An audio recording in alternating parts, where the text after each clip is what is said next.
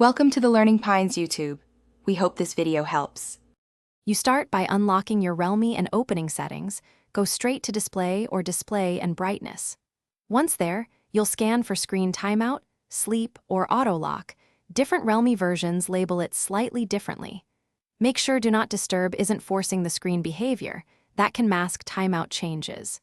Tap the screen timeout entry now to reveal timing options, because changing it here controls how long your screen stays active when idle and saves battery versus convenience.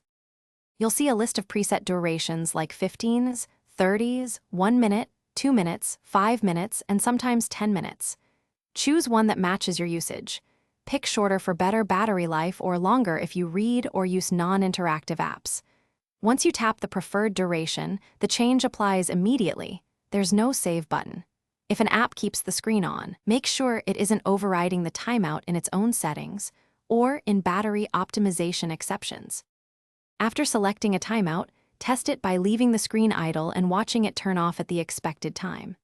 If the screen stays on longer, check battery optimization or app permissions. Some apps request to keep the display awake.